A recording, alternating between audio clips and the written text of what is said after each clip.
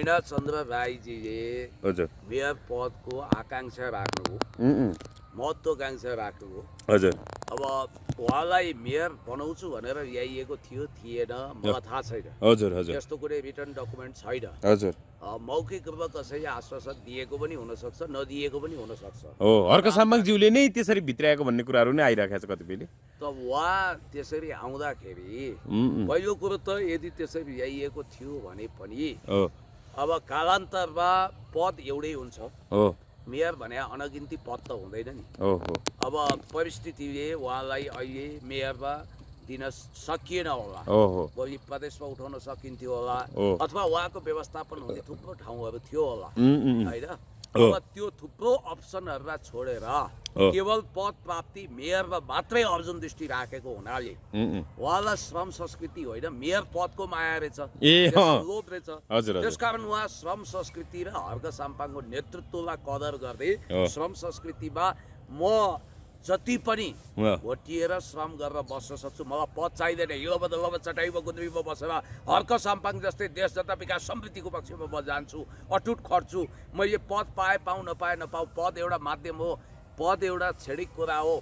मैले सिद्धान्तमा समर्पित भएँ, म ठुलो वा सानो ढुङ्गा विभेद गर्दिनँ, बोकिरहन्छु, म श्रम गरिरहन्छु। ठिक छ त हर्क साम्पाङज्यू र श्रमदाताले धनबहादुर राईजीलाई चयन गर्नुभयो। उहाँ पनि हाम्रै मित्र मण्डलीको मान्छे, उहाँ शालीन हुनुहुन्छ, शिष्ट हुनुहुन्छ, भद्र हुनुहुन्छ, भगात्मी हुनुहुन्छ, जनप्रतिनिधि पनि हो, अनुभव पनि छ। त्यो हिसाबले उत्तराधिकारीको रूपमा यदि हर्क साम्पाङले धनबहादुरलाई चुन्नु हो भने त्यो मलाई नै चुने सभा हो भनेर चित्त बुझाएर नजाने नयन चन्द्रजीले पार्टी छोड्नु हो। यसमा कसैले गुनासो दुखेसो गर्नु पर्दैन, किनभने उहाँले त ढिलो चाँडो यही प्रवृत्तिले त छोड्नु हुने रहेछ, त पद ताकेर आउनु भएको रहेछ। यस्तो प्रवृत्ति भएका मान्छेले देनान्तियर पद त्याग्छन्। मैले सुनि धेरैले त्यागे, के गरे, ए बाबा 100ले त्याग्लान्, 1000 आउलान्। म उहाँहरूको पार्टीको प्रवक्ता पनि होइन, मैले डिफेन्स पनि गर्न सक्छु। हर्क साम्बाङले त भन्नुभएको छ 2 जना मात्रै हो, उहाँहरू बिचको अब भन्नाले उहाँहरूलाई अब अलिकति असन्तुष्टि भएरै उहाँहरू निक्लनु भएको, एकजनालाई त निलम्बन पनि गरिएको, 2 जना मात्रै गएको, 102 जना भनेर कतिपयले मिडियामा प्रचार गरे। त्यो 102 होइन, 2 जना मात्रै हो नि भन्नुभएको छ। उहाँहरूको अलिकति व्यक्तिगत आकाङ्क्षाका कारण हटाइएको समेत भन्नुभएको छ उहाँले त। होइन, दिस इज बी पुण्यको त मलाई हेर्नु, म जुन सिद्धान्त र विचारमा छु, जुन पार्टीमा छु, त्यो पार्टीमा मैले केही पाएको छैन, बरु उल्टै पार्टी सदस्यता रिन्यू गरेर बसेको छु। म हरेक कुराको लागि योग्य, यो देशको मन्त्री प्रधानमन्त्री चलाउने खोबी पनि मसँग छ, पार्टी अध्यक्ष हुने खोबी पनि छ। पढाइ लेखाइ अनुभव वाकपटुता इमान्दारिता के कमी छ ममा? विश्व राजनीति र नेपाल भन्ने किताब पनि लेख्दैछु र ममा त्यो क्षमता र ती गुणहरू खचाखच हुँदाहुँदै मलाई मेरो माउ पार्टीले केही दिँदैन, फेरि पनि मेरो केही गुनासो छैन टाइपले थामिया छु नि त। हो, वास्तवमा पद ताकेर आउने, साइजका पद रोज्ने र तत्काल नपाउने बित्तिकै निराश हुने ती मानिसलाई अवसरवादी भनिन्छ। अवसरवादीले भोलि अन्तर्घात गर्थे, बरु जानुभयो राम्रै भयो, यहाँभित्र बसेर भोलि अन्तर्घात गरेर हराउनमा लाग्यो भने त त्यो राम्रो हुँदैन। उहाँलाई यदि मेयरमा उठाउनकै लागि ल्याइएको हो भने पनि त त्यो ढङ्गले श्रमदानमा सहभागी हुने होइन, अब पार्टीको नीति फलो गर्नुपर्ने होला। उहाँले त खासै श्रमदानमा सहभागी भएको काम गरेको जस्तो पनि देखिएन नि, त्यो ढङ्गले मूल्याङ्कन पनि गर्नुपर्थ्यो होला पार्टीले होइन, काम गरेको भए पनि। सबै मान्छे हर्क साम्पाङ जस्ता छैनन्। हर्क साम्पाङज्यू जस्तो नीति र विचारमा प्रेरित गरेर राष्ट्रियतामा ओतप्रोत गराएर तपाईँको काम हुनसक्छ, जिन्दगीभरि ढुङ्गा बोक्ने श्रम गर्ने पनि हुनसक्छ।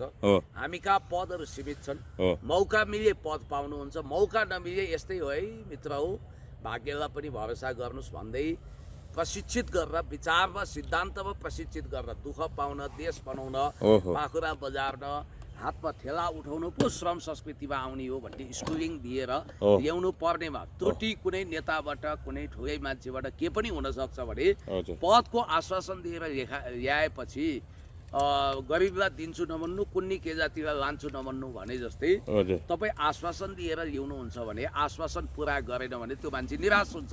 त्यस कारण तपाईँ राजनीतिक रूपमा प्रशिक्षित गर्नुहोस्, नभए रासोपा जस्तो भइहाल्छ नि, तँलाई सांसद बनाइदिन्छु, तँलाई मेयर बनाइदिन्छु, तँलाई अध्यक्ष बनाइदिन्छु, तँलाई जिएम बनाइदिन्छु, तँलाई राजदूत बनाइदिन्छु, तिमीलाई विभिन्न खालका पदहरू दिन्छु भनेर ल्याउने होइन क्या। हो हामी कहाँ पद छ, हो पद माग्नै पर्दैन, यत्तिकै आउँछ। तर पद ताकेर नआउनुहोस्। पदको मूल्याङ्कन भने त कामको मूल्याङ्कन आधा पद निर्धारण हुन्छ। पदको लागि झगडा गर्ने, पदको लागि लडाइँ गर्ने, गुटबन्दी गर्ने, चाहे त्यो सानो नेता होस् चाहे ठुलो, उहाँले त नैतिक शक्ति यति ठुलो राख्नुपर्छ कि जसरी DPRK Korea, Democratic People's Republic of Korea, प्रजातान्त्रिक जनगणतन्त्र कोरियाका सर्वोच्च नेता किम जोङ उनले उहाँले एक विज्ञप्तिबाट उहाँको चाहिँ स्ट्याटस हुँदैन, एक भाषणबाट मन्त्रीलाई ठाउँको ठाउँ हटाइदिनुहुन्छ। होइन, अर्क साम्पाङले पनि अनुशासन विपरीत पार्टी नीति विपरीत बोल्नुभयो भने त स्ट्याटस के भएर कारबाही हुन्छ भन्ने कुरा छ। भयो भने सांसदलाई पनि हटाउने मोरल अथोरिटी भएको। एक सेकेन्डमै होइन, एक सेकेन्डमा फेसबुकबाट ड्याङ्गे हटाइदिने, किनभने त्यसो गरेपछि मान्छे डराउँछ, त्यसो गरेपछि अनुशासित हुन्छ र पार्टीका कुनै पनि तह र पङ्क्तिका नेता कार्यकर्ताहरूले तपाईँलाई यो दिन्छु भनेर कसैलाई ल्याउने होइन हो। राजनीतिक पद जस्तो सेन्ट्रल कमिटी भयो, त्योभन्दा माथि भयो, के पद हुन्छ, जिल्ला कमिटी, त्यस्ता कमिटीहरूमा कम्प्रोमाइज हुन सक्छ। तर राजकीय पद, साइजका पद यो बनाइदिन्छु ऊ बनाइदिन्छु भनेर ल्याउँदा, आज ल्याउँदा त मख पर्नुहुन्छ, भोलि अवसरवादीहरूले झन् ठुलो घाटा लगाउन सक्छन्। त्यस कारण जे भयो राम्रै भयो। हजुर, भोलि यहाँ खिचातानी आउँथ्यो, त्यस्ता मान्छेले छोडेकै निको भयो। फेरि नैना चन्द्र राईप्रति मेरो कुनै विद्वेष छैन, मैले भेट्या पनि होला, तर उहाँको यो स्वभाव प्रवृत्ति त अलि राम्रो भएन। तर उहाँले चाहिँ कसरी चित्त दुखाउनु भयो भने, ठिक छ मलाई मेयर पदमा नउठाउने भए पनि मलाई एकचोटि फोन गरेर होइन तपाईँलाई यस्तो अप्ठ्यारो पर्यो, त्यो हिसाबले अब श्रमदाताहरूको रोजाइमा धनबहादुर राई पर्नुभयो, उहाँ खट्नु भएको छ, काम पनि देखाउनु भएको छ, त्यो ढङ्गले एकचोटि फोन गरेर सरसल्लाह गरेर गरेको भए पनि हुन्थ्यो। एकचोटि पनि फोन नगरिकन चाहिँ मलाई चाहिँ एक ढङ्गले एउटा आश्वासन दिएर त्यो आश्वासन अनुसार काम भएन भनेर चित्त दुखाउनु हो भन्ने कुरा आयो। त्यो भावुकता हो, त्यो त मान्छेको हृदयको कुरा हो। दिमागबाट भन्दा, मस्तिष्कबाट भन्दा, हृदयबाट, हर्टबाट चल्ने, ब्रेनबाट भन्दा हर्टबाट चल्ने भावुक राजनीतिक कर्मीमा त्यो गुनासो हुन्छ। कमसेकम फलानालाई मेयर चुनियो, तर योग्यतम त नयनजी पनि हुनुहुन्थ्यो, फलाना तिलाना ढिस्काना हुनुहुन्थ्यो भनेर आकाङ्क्षीहरूको नाम मेन्सन गरिदिया भए हुन्थ्यो भन्ने परेको होला। तर त्यो भएन भने पनि गुनासो गर्नु हुँदैन, किनभने कार्यशैली हुन्छ, व्यस्तता हुन्छ।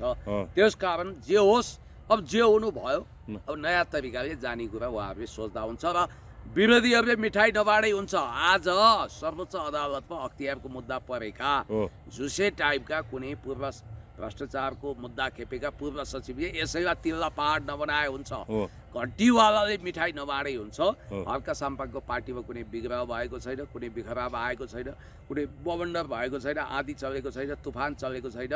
तर एउटा कुरा चाहिँ ख्याल गरौँ, अब दुर्गा प्रसाईले पनि पार्टी गठन गर्दैछ होइन। दुर्गा प्रसाई अथवा राप्रपाबाट महामन्त्री रहेका डाक्टर धवल शमशेर राणाले पनि पार्टी त्यागेर उनीसँग मिल्ने, हर्क साम्पाङले पनि अब सकभर अब दुर्गा प्रसाई र पशुपति अब भनौँ न होइन धवल शमशेर राणाहरूसँग मिलेर चाहिँ अब नयाँ ढङ्गले अब यो आन्दोलनको मोर्चा अगाडि बढाउने, राजसभा सरकार विरुद्ध भन्ने कुराहरू आइरहेको छ। कार्यकर्ता भोलि एउटै पार्टी पनि बन्न सक्ने कुराहरू आइरहेको छ।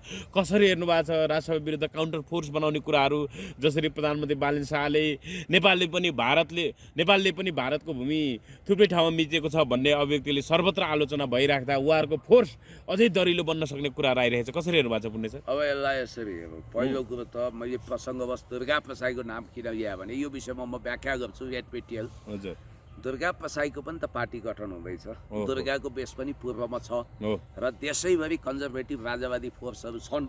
त्यसलाई इन्कर्पोरेट गरेर जाँदा अहिले हामीले सोचेको देशभक्त इमान्दार भूमिपुत्र हर्क साम्पाङ नै नयाँको विकल्प नयाँ होस्।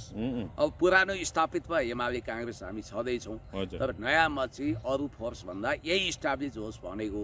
तर श्रम संस्कृतिमा पनि केही यस्ता मठाधीशहरू, यस्ता मानिसहरू छन् भन्ने गुनासो सुनिन्छ, जसले पार्टीको आकार फैलाउन दिँदैनन्, जो सङ्कीर्णतावादी छन्, जसले नयाँ प्रतिभालाई कदर गर्दैनन्। हो त्यस्ता मान्छेको कारण देशैव्यापी मेचिटु महाकाली सङ्गठन फैलिन सकस भइरहेको छ भन्ने कुरा सुनिन्छ। होला सङ्गठन फैलियो होला, जस्तो कुलमानजीसँग मिलेर जाने कुरा होला, के होला, तर एकता भ्यागुताको धारणी होइन। त्यसलाई सही ढङ्गले अनुमोदित गर्नुपर्छ। र जहाँसम्म दुर्गा प्रसाईको कुरो छ, दुर्गा प्रसाईले यो बलमास हुनाले अहिले राष्ट्र राष्ट्रियता र नागरिक बचाउ महाअभियान छेडेका छन् र उनले चाहिँ सहकारी पीडित आदि इत्यादि धर्म राजा सबै मान्नेलाई अब कोही कम्युनिस्टहरू होलान् कोही काङ्ग्रेसहरू होलान् पोलिटिकल मान्छेलाई पनि समेटेर अब नेपालमा जो तातो छ जो गरम छ उनले ढिला गरे बरु अहिले संसदमा हुन्थ्यो होलान् मेरा उनीसँग असहमति थिए विगतमा होइन के थियो बिचमा मैले भेटेँ पनि तर अब फिलोसोफिकली त हर्क साम्पाङ र उहाँ मिल्नुहुन्न तर उनको पनि फेरि ढिलो भयो सायद उनी अहिले संसदमा हुन्थ्यो होलान् अहिले अगाडि गठन गरे भए अब लगभग राप्रपाको औचित्यता सिद्धिएछ उसले राजा र धर्मको कार्ड बजाएर एटिएम कार्ड बजाएर अहिलेसम्म खायो अब यसको मूलधारले समाप्त पारेर राजा ज्ञानेन्द्रको असीम अनुकम्पामा बालन शाह नै यो देशको प्रमुख समस्या हुन् भन्ने निष्कर्षका साथ एउटा नयाँ राजावादी धार्मिक पार्टी जन्माउन दुर्गा प्रसादले खोजिरहेछन् फन्डामेन्टलिस्टहरू यसै पनि लाखौँको सङ्ख्यामा हुन्छन् त्यो मलाई लाग्छ अब यिनीहरू चाहिँ देशव्यापी ठुलो सानो सङ्गठनको रूपमा फैलिन्छन् र हर्क साम्पाङज्यूले पनि विचार नमिल्न सक्छ किनभने लोकतान्त्रिक सङ्घीय लोकतान्त्रिक गणतन्त्रमा उहाँहरू कम्प्रोमाइज गर्नुहुन्न दुर्गा प्रसादजी त्यहाँ आउनुहुन्न होला यो बिचमा आइडियोलोजिकल डिफर छ तर च्याङ्काई सेक र माओ त्से-तुङ मिलेर जसरी जापानी अथवा अमेरिकन साम्राज्यवादलाई चीनबाट लखटे भलै पछि च्याङ्काई सेक पतन भयो त्यसै गरी दुर्गा प्रसाई र हर्क साम्पाङ मात्रै होइन नेकपा एमाले सहितको मोर्चा बनेर गाउँ गाउँ बस्ती बस्तीबाट लुसिफरवादीहरू विरुद्ध मोर्चा कसेर गरिब दुखी रोगी असहाय सुकुम्बासी राष्ट्रवादी देशमा माया गर्ने सबै एक टिक्का भएर जनविद्रोह शान्तिपूर्ण तरिकाले सम्पन्न गरेर भोलि सिंहदरबार वा बालुवाटारमा नेतृत्व स्थापना हुन सक्छ त्यतातिर जान सक्छ अब हल्ला त कतिसम्म फैलायो भने अहिलेकोलाई कार्यगत एकता गर्ने रे यो सुकुम्बासी सहकारी पीडित आदि इत्यादिको मुद्दामा राष्ट्रियताको मुद्दामा भविष्यमा पार्टी एकतासम्मको कुरा सोचेका छन् भनेर पनि कतिले भने तर अहिले त्यो कुरा नसोचौँ जे होस् बालन शाहले उत्पन्न गरेको यो रासपा भन्ने पार्टी जसले नेपालले भारतको सिमाना मिचेको झुटो कथा फैलाएको छ र देशलाई गम्भीर भूमिमा भू राजनीतिक सङ्कटको भूमिमा झाकेको छ त्यो विरुद्ध विपक्षीहरू एकजुट हुँदाखेरि दुर्गा प्रसाई र हर्कले पनि कहीँ न कहीँ हात मिलाएर देशव्यापी रूपमा आन्दोलनको तुफान सृजना गरे भने आश्चर्य मान्नु पर्दैन हो मान्छे नयाँ ढङ्गले अब एउटा भनौँ न राष्ट्रपालाई काउन्टर फोर्सको रूपमा त्यो विकास हुन सक्छ हैन हुन सक्छ इट मे पोसिबल यो मैले निकट भविष्यमा यस्तो सम्भावना पनि देखेको छु भनेर तपाईलाई मैले भन्नुपर्छ एउटा कुरा दोस्रो बुढी मरी भन्ने होइन काल पल्क्यो भन्ने समस्या हो अब दुर्गा प्रसाईले हिजो अब उनी अलिकति उदण्ड कुरा पनि गर्छन् उग्रवादी पनि छन् सबै छन् हिजो भन्दा आज अलिकति प्रोग्रेसिभ कदम लिएको पनि देखिन्छ खास गरी भन्ने भने देशमा अहिले देशै रहला कि नरहला सर्बिया मन्टेनेग्रो मेसेडोनिया बोस्निया हर्जगोभिनामा युगोस्लाभिया विभाजित भए जस्तै देशैको अस्तित्व रहने हो कि नरहने हो सिके राउत हिजोसम्म बालन शाहको खुनखुत्रो गरेर थाक्दैन्थे आज स्याबास बालन शाह भन्न थालेछन् किनभने उनको एउटा घटिया जिकिर के छ भने बालन शाहले चाहिँ 1950 को ट्रिटीलाई अब आधार बनाउनु पर्छ शान्ति मैत्री सन्धिलाई र त्यो सन्धिको आधारमा सुगौली सन्धि ताका गरिएका सबै सन्धि अन्य सन्धि सम्झौता स्वतः खारेज गर्नुपर्छ भनाइको मतलब चाहिँ उनको एउटा नक्कली इतिहासमा केमा रटान लगाएका रहेछन् भने 1816 को सुगौली सन्धि ताका चाहिँ मधेस भन्ने मध्य देश थियो रे त्यसलाई चाहिँ नेपालले 2 लाख रुपियाँमा किनेको रे नेपाली शासकले ल हेर्नुहोस् है घटिया कुरो हो बालनले चाहिँ यो ब्रिटिसलाई बोलाएर ब्रिटिस भने त डिप स्टेटलाई पनि अलिकति प्रभोग गर्छ नि त इन्डियालाई गुहारेर बालनले आन्तरिक रूपमा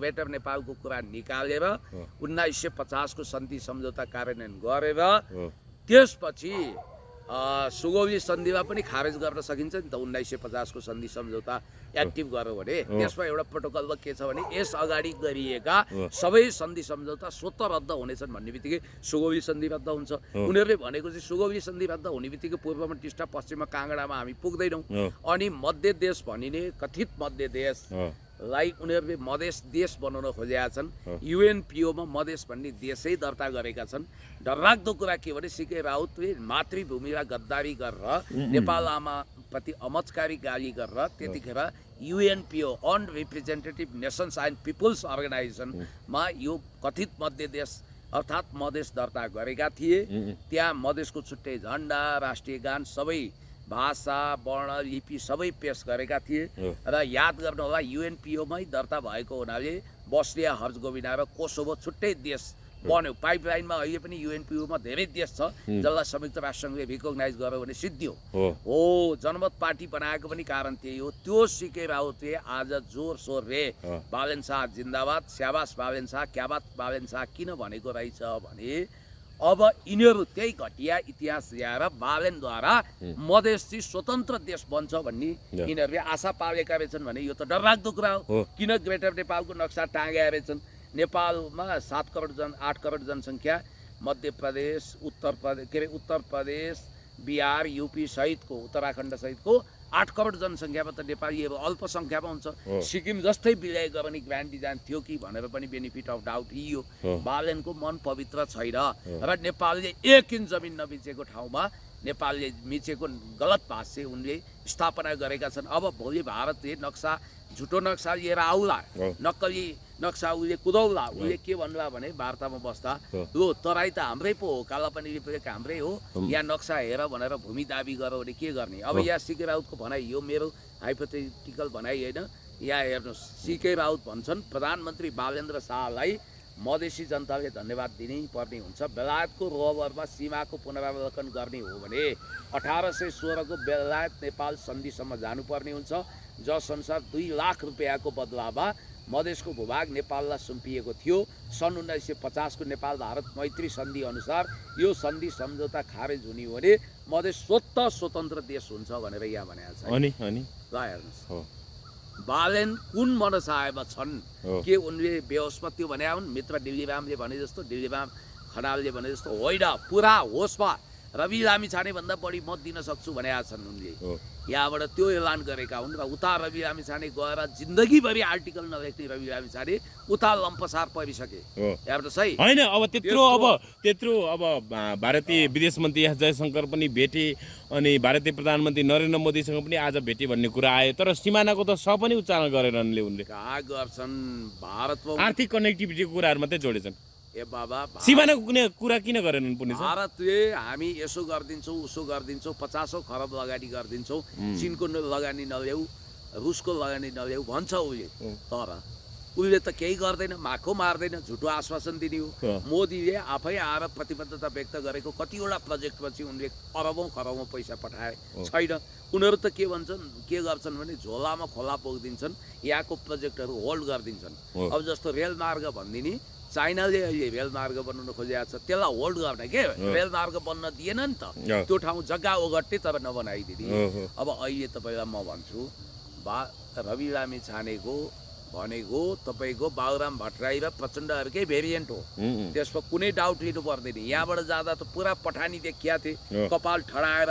अब अहिले चाहिँ लाज गाल्दै कसले सम्झाए, यसो ढाका टोपी लगाएर दौरा सुरुवाल लगाएर भेटेका छन्। यताबाट त फ्यास्ल्याङ्ग भएर एउटा भनौँ न क्लबको केटो जस्तो देखिन्छ। अब यिनीहरूले अर्को झुटो दाबी के गरे, इतिहासमा राजा महेन्द्रलाई पछि ठुलो सम्मान मिल्यो रविलाई भने, यो सोरै आना झुटो दाबी हो।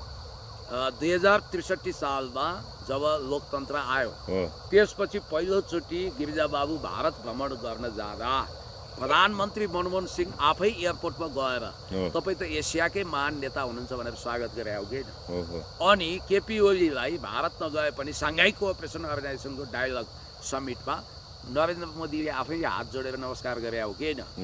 अनि त्यही प्रचण्डलाई टाई सुटमा गए, त्यो गर्नु हुँदैन थियो, ढाका टोपी शिरमा भातगाउँले टोपी त थियो, तर त्यही प्रचण्डलाई पनि तपाईँ अद्वितीय मान्छे भनेर परराष्ट्र मन्त्रीले गएर एयरपोर्टमा सम्मान गरे। रविलाई कसले गर्यो, कर्मचारीले स्वागत गरे। भारतको भाजपा सत्तारूढ दल भाजपाको महासचिवले विजय चौथावाले सामान्य स्वागत हो। तेस्रो लिङ्गीमा प्रचण्डको पालामा पनि तेस्रो लिङ्गी उफारेका थिए, अहिले पनि उफारे, त्यो ठुलो कुरो होइन। रवि लामिछानेले जिन्दगीभरि मैले त विश्व राजनीतिक नेपाल भन्ने किताब निकाल्दैछु, मैले त कान्तिपुरमा लेखेँ, अन्नपूर्ण पोस्टमा लेखेँ, तर रवि लामिछानेले नेपालको एउटा पनि अखबारमा एक लाइन पनि लेखेँ। तर अहिले लेखे नि कसरी आयो पनि अङ्ग्रेजी माध्यममा। हेर्नुहोस्, यो अविश्वसनीय इन्क्रेडिबल हो। यस्तो अहिलेको जमानामा हायर गरेर मान्छे राख्न सकिहाल्छ। गगन थापाको नाममा निस्के आर्टिकल थोरै गगन थापा हो र, पुण्य गौतम जस्तो सबैको कलम चल्छ र, जनक थापाको जस्तो सबैको मुख चल्छ र। यहाँ कतिले इन्टरभ्यू गर्दाखेरि अर्काको how can an aspirational Nepal can be अब के क्यान कनेक्ट राइजिङ इन्डिया भन्ने हिसाबले लेखेको छ। अब त्यो सक्दैनन्, उनको त्यो नलेज छैन। तर कुनै अब काहीँ पढाइरहेको अङ्ग्रेजीको भाषा माध्यममा राम्रो भएको कुनै व्यक्ति डिप्लोमेटबाट कसैले लेख्दिया हुन् हैन, त्यसमा कुनै विवाद गर्नु पर्दैन। गिरिजा नाममा पनि आर्टिकल आउँथ्यो, त्यो ठुलो कुरै भएन नि। गिरिजा बाबुले कलम चलाउँथे र त्यो छोडिदिनु न। त्यो कसको ऋषि धमलाको कति आर्टिकल आएछ जब ऋषि धमलाले 3 वाक्यको सेन्टेन्समा पनि राम्रो भन्नाले 3 वर्ड मिलाएर पनि अङ्ग्रेजी बोल्न जान्दैन। भन्न खोजे आम ऋषि धमला बाहेक केही जान्दैन उनले। उग्र राष्ट्रवादले देशलाई हानि गर्छ भन्ने घटिया कुरा गरे। उनी सेलाए, उनी स्खलित भए। उनको राष्ट्रवाद लम्पसारवादमा पतन भयो, आत्मसमर्पणवादमा पतन भयो। प्रभु मोदी तुमेव माता च पिता तुमेव सर्वम मम देव देव भावमा उनी गिडगिडाए। उनले बालेन शाहको आपत्तिजनक अभिव्यक्तिलाई यहाँ खण्डन गरेर जानु पर्थ्यो हैन। अब हो उनले त राष्ट्रियताको विषयमा र पनि भनेका छैनन्। अब सीमानाको स पनि उच्चारण गरे। अब तपाईको क्रस बोर्डर होल्डिङको कुरा छ, ल्यान्ड अकुपेसनको कुरा छ हैन। त्यसमा बालेले उटपट्याङ कुरा गरेर देशलाई सखा पारेका छन्। र यो रासोपा भन्ने होल पार्टी नै कस्तो रहेछ भने यो देशभन्दा ठुलो रासोपा भन्दा ठुलो बालेन र रवि। यी दुईटा रासोपा र बालेन रविलाई आपत पर्यो भने यिनीहरूले त देश नै भाडमा जाओस् भनेर हेर्नु त देश विरुद्ध प्रमाण खोज्दै हिँडेका छन्। हुँदै नभएको झुटो त्यो पिलनदारे दाबी गर्दै कान्तिपुरले त्यो 10 गजाको विषयमा लेखेको त्यो प्याराडक्सियल त्यो उसले मिचेको होइन भने होइन भनेको छ। त्यो विवादास्पद, यद्यपि त्यो पनि विवादास्पद छ कसको इशारामा लेखिएको भन्ने। त्यो चिरकटोलाई बैशाखी बनाएर उनीहरू के भन्दैछन् भने ल हेर नेपाल भने त अतिक्रमणकारी देश हो, हामीले भारतको भूमि मिच्या छौँ भन्ने घटिया आफ्नै देशलाई चाहिँ बदनाम गराउन प्रमाण खोज्दै हिँडेछन्। देशै सिद्धाउन, आफ्नो देश विरुद्ध घात गर्ने यो रासोपा पार्टीमा अहिले 10,000 मान्छेले पार्टी सदस्यता त्याग गरिसकेछन्। हो अहिले त दमादम त्यागेको कुराहरू आइरहेछ रासोपा। अब यहाँ त अब हिजो 12 भाइ भन्दै कान्तिपुरलाई रवि लामिछाने पछि अनावश्यक खिदे भनेर 12 भाइ भनेर गाली गर्थे। आज त्यही 12 भाइको एउटा प्रमुख एक भाइ प्रिय भएको छ हैन। उनीहरूलाई त्यही चिरकटोको सार 12 भाइ मध्येको जेठो भाइ कान्तिपुरको त्यो चिरकटोलाई यिनीहरूले सञ्जीवनी बुटी बनाउँछन्। घुम्न लागेको ढुङ्गालाई तिनका अर्थात् परालको सहारा, क्यान्द्रको सहारा भने जस्तो त्यसको खोचे थापिरहेछन्। छिछि घिनौना काम। हेर्नु त आफ्नो देशले मिच्दै नमिचेको सिमाना अर्काको देशको मिच्यो भनेर घिनौना प्रचार गर्ने यो घन्टे खरानी ग्याङ त वास्तवमा यो प्रतिबन्धितै हुनुपर्छ हैन। हिजो कानुन त 19 गते अब बैठकमा पनि अब 17 गते जसरी प्रधानमन्त्री बालेन शाहले बोले नेपालले पनि भारतको भूमि थुप्रै ठाउँमा मिचेको छ भन्ने गलत अभिव्यक्ति दिए पछाडि त्यसको विरुद्ध चाहिँ उहाँहरूले सच्याउनु पर्छ। त्यो हैन, त्यो प्रधानमन्त्रीले माफी माग्नुपर्छ भनेर 19 गते हिजो अलिकति बबन्डर भयो, संसद अवरोध भयो। त्यो हिसाबले अब 25 गते बैठक बोलाइएको छ 6 दिन पछाडि। अब हर्क सापक लगायत विपक्षीले कस्तो भूमिका खेल्नु पर्यो पुग्नेछ? जसरी पनि प्रधानमन्त्रीलाई जवाब दिलाएरै बोली सच्याएर माफी मगाएरै छोड्नु पर्यो अथवा के गर्नु पर्यो? अब पहिलो के अनुरोध छ हर्क सापक लगायत विपक्षीहरूले के अनुरोध गर्न चाहनुहुन्छ तपाईँ? म के अनुरोध गर्छु भने पहिला तपाईँहरूले संसदको रेकर्डबाट जसरी पनि प्रधानमन्त्रीको त्यो देश विरुद्धको महान मातृभूमि विरुद्ध, आमा विरुद्ध ओकलिएको हलाल कालको विष जहरलाई तपाईँहरूले रेकर्डबाट हटाइदिनुहोस्। देशले, हाम्रो देशले भारतको सीमा मिचेको भन्ने अब त्यहाँ रेकर्डबाट हट्छ। त्यो त कानुनी कुरा हो। तर जनताको दिल दिमागबाट सोसियल मिडियामा आएको कुरो त अब आजीवन हट्दैन। त्यो लाखौँ लाख सेयर भइसकेका छ, देश विदेशमा फैलिसकेका छ।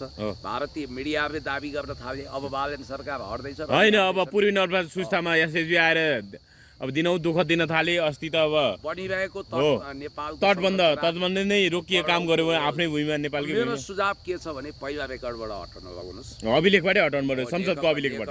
एमाले, श्रम संस्कृति, काङ्ग्रेस सबैले त्यो काम गर्नुहोस्। त्यसपछि प्रधानमन्त्रीलाई सार्वजनिक रूपमा देशवासीको नाउँमा माफी माग्नको लागि भन्नुहोस्। माफी मागे लगत्तै पदबाट राजीनामा दिन पनि भन्नुहोस्।